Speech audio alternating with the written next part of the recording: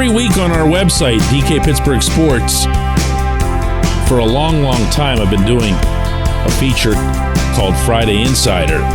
And in the one that's running this morning, I break the not at all very big news that your favorite hockey team is being very, very, very patient when it comes to Erik Karlsson. Let's discuss this. Good morning to you. Good Friday morning. I'm Dejan Kovacevic of DK Pittsburgh Sports, and this is Daily Shot of Penguins. It comes your way bright and early every weekday. If you're into football and or baseball, I also offer daily shots of Steelers and Pirates in the same place that you found this. Karlsson, of course, remains on the market. Karlsson, of course, continues to be attached to two teams and only two teams, regardless of where the reports emanate. And I'm talking about legitimate reports. And those, of course, are the Hurricanes and your Penguins. And I can't stress this strongly enough. There's so little information emanating from the Pittsburgh side that I can advise you strongly not to take seriously literally anything that claims to be coming from that side. Kyle Dubas might not be the world's greatest executive, but he's already off to a soaring start when it comes to secrecy. The only stuff that seems to make its way out is from San Jose, where, and this is logical, Mike Grier would love to establish some sort of market for Karlsson, meaning not just two teams, and not just two teams that are run by intelligent people who know that this isn't a market and this isn't really even a horse race. This is wait. This price is coming down. If you look at this from the Sharks' side, this actually makes way more sense. Grier's in a spot where his 102-point Norris Trophy winning defenseman does not want to be there anymore. He's put in his time with the Sharks. The Sharks were terrible. The Sharks then traded Timo Meier and signaled to everybody that they're starting over. So they have as much use for a 102-point Norris Trophy winning defenseman who's 34 years old and takes up $11.5 million of their cap space as, well, a hole in the head. I mean, he makes them more respectable on a nightly basis, but that's not going to get you anywhere. What the Sharks need, and I mean need, are younger players, prospects, and draft picks. Not even necessarily in any particular order. They need assets so that they can add younger talent to their system and try to pull, a New Jersey, as long as we're going to bring up Meier. The Devils didn't take all that long. It might seem like it because they haven't been competitive or contending, but they didn't really make up their collective mind to go that route until fairly recently. And, it helps. You get Jack Hughes, some things go your way, make some smart free agent signings, which they really did. Make a good trade with Ron Hextall.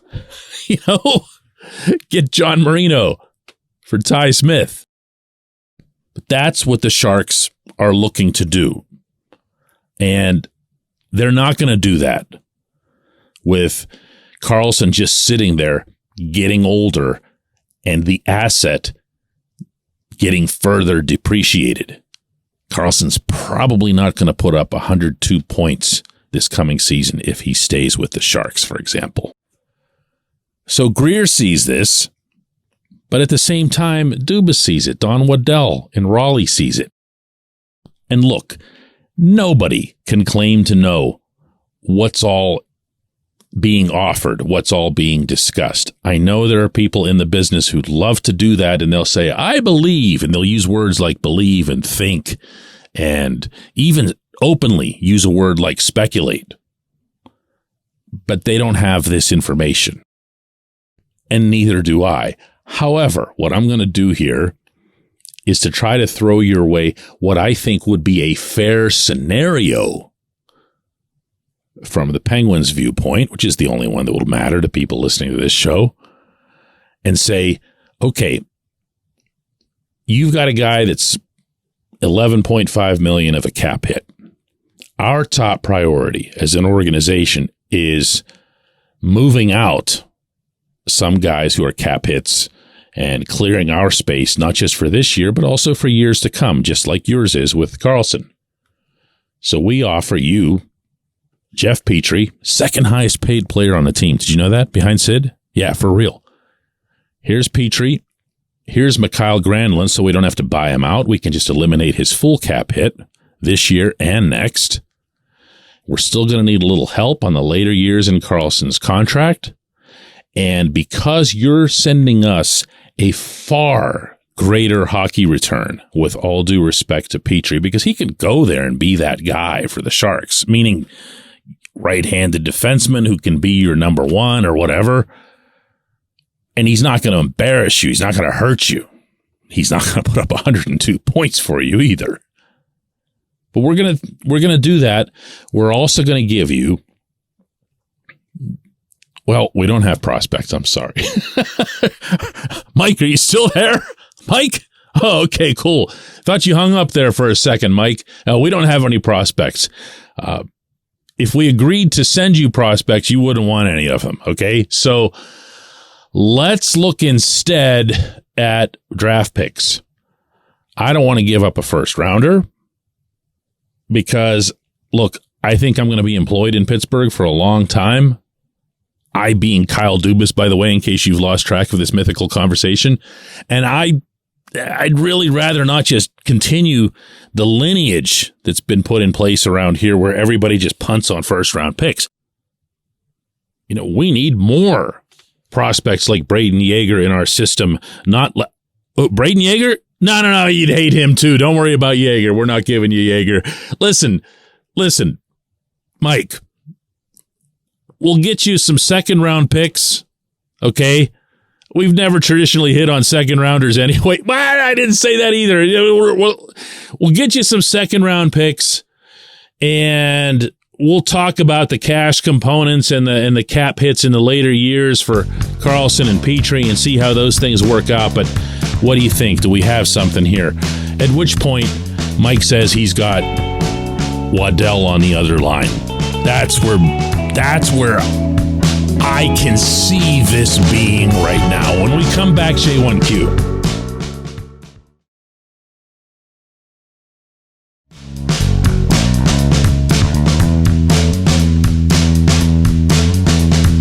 Today's J1Q comes from TJ, who says, DK, since you brought up the name on Thursday's show, I seem to recall all the armchair GMs complaining about Brandon Tanev's contract at the time the Penguins picked him up.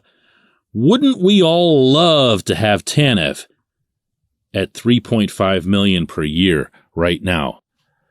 My answer to that, TJ, is that the next time I'm wrong about Tanev will be the first. Now, I do get things wrong, okay? I'm just talking about Tanev.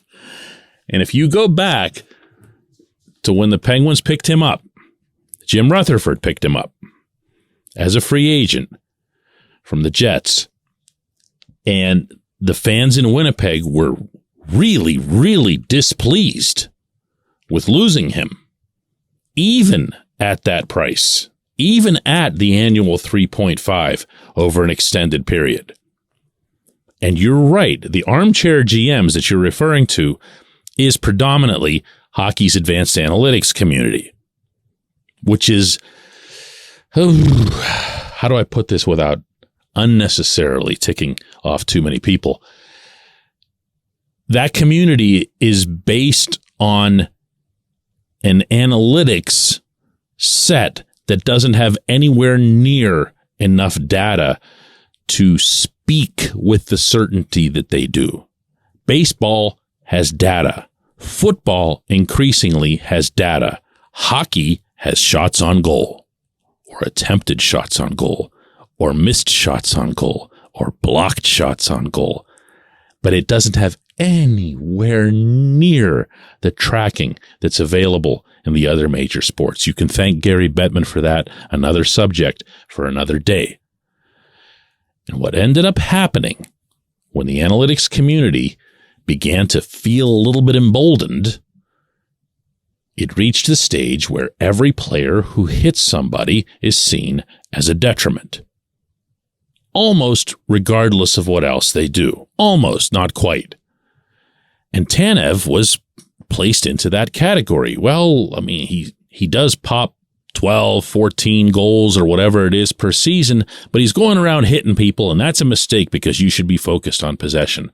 Never mind that Tanev was pretty good at gaining the puck off of his checks and did very little flat out running around, to use the hockey vernacular.